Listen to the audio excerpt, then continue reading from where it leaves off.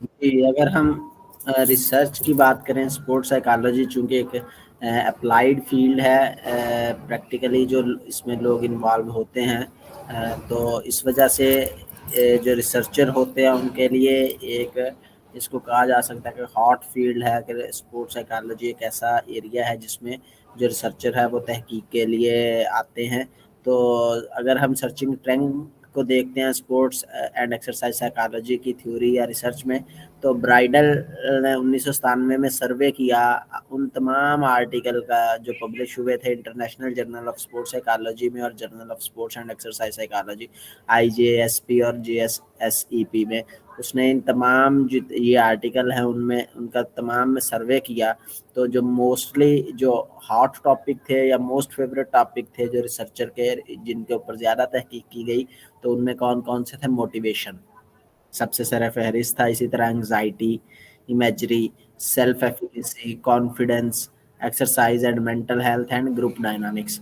تو یہ وہ تمام ریسرچ کے یعنی کہ اسپورٹس سائیکالوجی کی اس کو ہم کہہ سکتے ہیں کہ سب فیلڈ ہے جن میں کوئی بھی محقق جو ہے تحقیق کرنے والا وہ ان میں سے کسی بھی فیکٹر کو یا ویریبل کو وہ لے سکتا ہے۔ تو most of publication consisted of experimental, آپ کو بتایا کہ سائیکالوجی بیسیکلی کیا ہے کہ ایک اپلائیڈ فیلڈ ہے، تو ایکسپیریمنٹ کیے جاتے ہیں۔ تو ایکسپیریمنٹل جو اسٹڈی ہے یعنی کہ کی گئی وہ 30% ہے، اس کی ٹوٹل ریشو کی 30% جو ہے وہ ایکسپیریمنٹل ریسرچ کی گئی۔ اسی طرح اگر سروے ریسرچ کی بیس ہم دیکھیں تو تقریباً 38%، کیونکہ نسبتاً آسان طریقہ ہوتا ہے ایکسپیریمنٹل کی، تو سروے جو ہے ریسرچ یا سروے میتھڈ جو ہے وہ اپنائے گا، وہ 38% لوگوں نے جو ہے اس کو اپنایا۔ اسی طرح اگر لٹریچر ریویو کی بات کریں تو لانگیٹیوڈنل جو اسٹڈیز ہیں تو وہ تقریباً 13% اس فیلڈ سے ریلیٹڈ ہے، ہوئی تھی 1997 تک۔ تو many prominent athlete and coaches believe that sports is played with the body but it is won in the mind۔ یہ کوٹیشن ہے کہ جو کھیل ہے وہ بے شک ہم اپنے جسم کے ساتھ ہی کھیلتے ہیں، فزیکلی جو سکلز ہیں ان کو اپلائی کرتے ہیں، لیکن اس کو جیتنے کے لیے دماغ کی ضرورت ہوتی ہے۔ اسی وجہ سے کیا ہے کہ صحت مند جسم میں ہی صحت مند دماغ جو ہے وہ پایا جاتا ہے، کہ جب آپ کا صحت مند جسم ہوگا تو دماغ پھر آپ کا آہستہ آہستہ وہ بھی صحت مند ہو جاتا ہے۔ تو جو مختلف اسپورٹ سائنٹسٹ ہیں وہ کہتے ہیں جی جو 4 اسپیکٹ ہیں کسی بھی ایتھلیٹ کی جو پرفارمنس ہے اس کے 4 پہلو ہوتے ہیں۔ سب سے پہلا پہلو کیا ہے؟ فزیکل، اس کے بعد سیکنڈ نمبر پہ آتا ہے ٹیکنیکل، تھرڈ نمبر پہ آتا ہے ٹیکٹیکل، اور فورتھ سب سے امپورٹنٹ جو ہے وہ سائیکولوجیکل ہے۔ تو اگر پہلے 3 آپ کے بالکل آپ ان میں جو آپ کا لیول ہے وہ ایلیٹ کلاس ہے، لیکن اگر نفسیاتی طور پر آپ دباؤ کا شکار ہیں تو آپ اپنی جو پرفارمنس ہے وہ نہیں دے پائیں گے۔ تو مختلف جو 4 اسپیکٹ ہیں ان کو جو ہے وہ یہ ڈائیگرام آپ کو شو ہو رہی ہے۔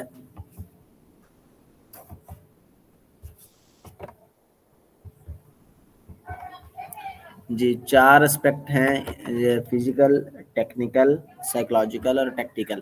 تو سب سے پہلے جو فزیکل اسپیکٹ ہے وہ کیا ہے؟ فزیکل اسپیکٹ جو ہے sports performance refer to phenomena such as a fitness, اس میں تمام فٹنس کے کمپوننٹ آ جاتے ہیں، such as strength, stamina which can be measured objectively.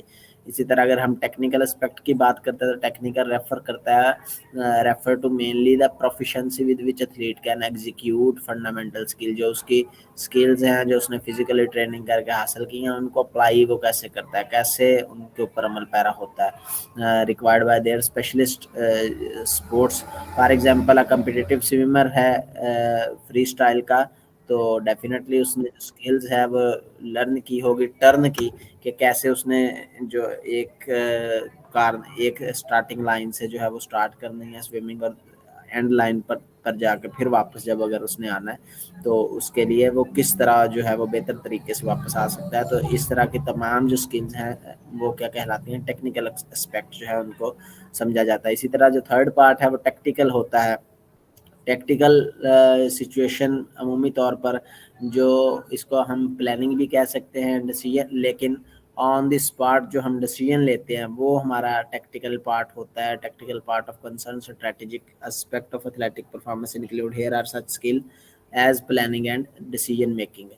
کچھ سکل ہوتی ہیں جن کی ہم پہلے سے پلاننگ کرتے ہیں کہ فٹ بال ہے تو ہم نے پاسنگ کیسے کرنی ہے، کس کھلاڑی سے کس کے پاس جائے گی، یا پھر آن دی اسپاٹ جو بھی ہمیں سچویشن فیس جس کا سامنا کرنا پڑتا ہے تو اس صورتحال میں جو ہم فیصلہ لیتے ہیں تو اس کو ٹیکٹیکل پارٹ جو ہے وہ کہا جاتا ہے۔ اس کے بعد تھرڈ نمبر پہ اگر ہم فورتھ پہ دیکھیں تو سائیکولوجیکل ہے۔ سائیکولوجیکل عمومی طور پر اس کو کہا جا سکتا ہے کوگنیٹو یا aspect known as mental side of performance in sports, تو جس میں آپ کا جو کوگنیٹو فیکٹر ہے وہ اس میں مینلی جو ہے وہ انوالو ہوتا ہے۔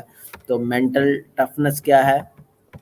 According to the tennis star Tim Henman, mental toughness can be defined simply as the ability to perform under pressure. کہ mental toughness کیا ہے؟ کسی بھی کھلاڑی کی وہ صلاحیت ہے کہ وہ انڈر پریشر ہوتے ہوئے کس طرح جو ہے وہ پرفارم، اس کی وہ صلاحیت ہے کہ وہ اس کو پرفارم کر پاتا ہے انڈر پریشر ہوتے ہوئے۔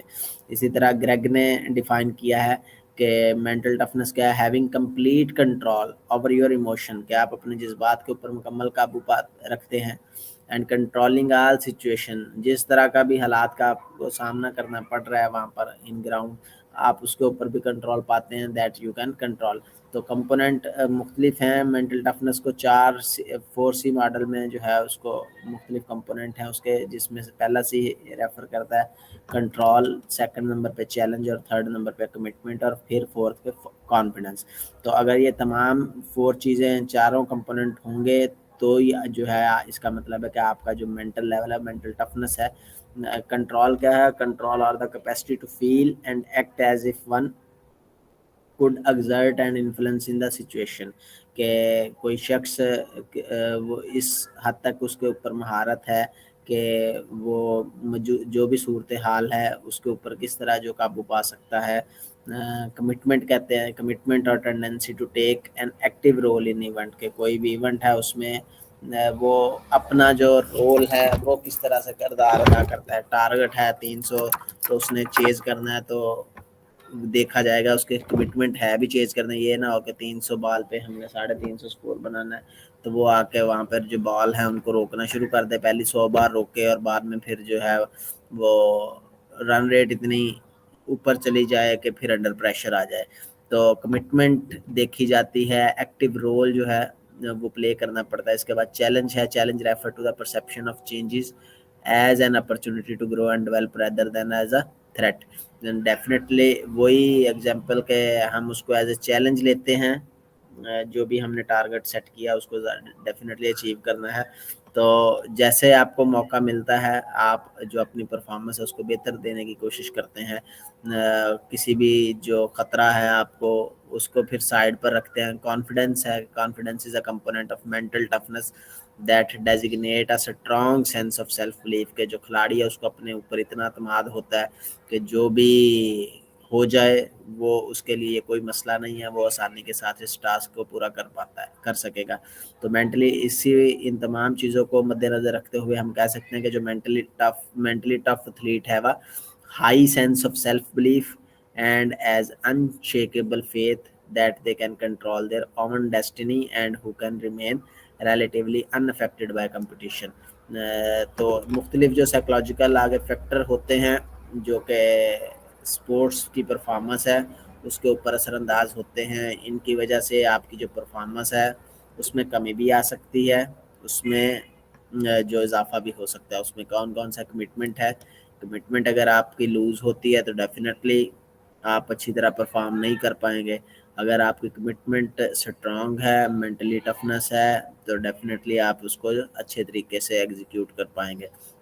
اسی طرح اوور لوڈ انفارمیشن ہے، عمومی طور پر آپ نے دیکھا ہوگا کہ بیٹسمین اندر کھیل رہا ہوتا ہے تو اگر رن ریٹ اوپر جا رہا ہے یا بالخصوص ایٹ دی اینڈ جب میچ ہوتا ہے ٹارگٹ بھی آپ کے سامنے ہے تو باہر سے جو کوچز ہیں وہ کھڑے ہوتے ہیں بار بار، ہر 1-2 بال کے بعد ایتھلیٹ اندر آ رہے ہیں جی ٹاول لے کے، کوئی پانی کے بہانے، تو وہ کیا ہو رہا ہوتا ہے؟ پلاننگ جو ہو رہی ہے باہر گراؤنڈ کے باہر جو کوچز کر رہے ہیں تو وہ پہنچائی جا رہی ہوتی ہیں اس جو پلیئر تک، تو اس کی وجہ سے ہو سکتا ہے وہ اوور لوڈ انفارمیشن ہو جائے۔ تو اگر اوور لوڈ انفارمیشن ہو جائے گی تو پھر جو کھلاڑی ہے وہ اچھی طرح سے اس کو اگر ایگزیکیوٹ نہ کر پایا تو اس کی جو اسپورٹس پرفارمنس ہے اس میں کمی آ سکتی ہے۔